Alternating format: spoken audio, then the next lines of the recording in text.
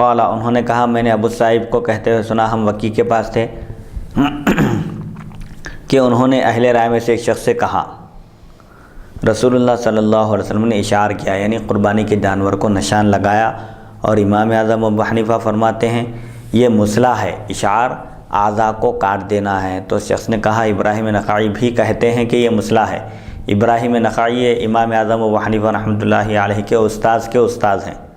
اور عبداللہ بن مسعود رضی اللہ عنہ کے شاگرد ہیں، تو وہ بھی یہ کہتے ہیں کہ اشعار مصلح ہے، یعنی اعضاء کو کاٹ دینے کا نام ہے۔ میں نے وکی کو دیکھا، انتہائی غصہ ہوئے، سخت غضبناک ہوئے، اور فرمایا میں کہتا ہوں نبی کریم صلی اللہ علیہ وسلم نے فرمایا، اور تم کہتے ہو ابراہیم نخعی نے یوں کہا، تم اس لائق ہو کہ تمہیں قید کیا جائے اور اس وقت تک نہ چھوڑا جائے جب تک کہ تم اپنے قول سے باز نہ آ جاؤ۔ تو وکی رحمۃ اللہ علیہ اس شخص پر انتہائی غصہ ہوئے، سخت ناراض ہو گئے، اور کہے کہ میں حدیث بیان کر رہا ہوں اور تم ان فقہا کے اقوال کو ذکر کرتے ہو، قرآن اور حدیث کے مقابلے میں کسی کی بات نہیں مانی جائے گی، اور تم اس طرح جو حجت کر رہے ہو اور یہ بات پیش کر رہے ہو، تم کو سزا دینا چاہیے،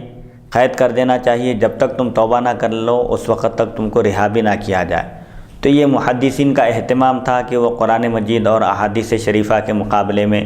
کسی کی بات نہیں سنتے تھے۔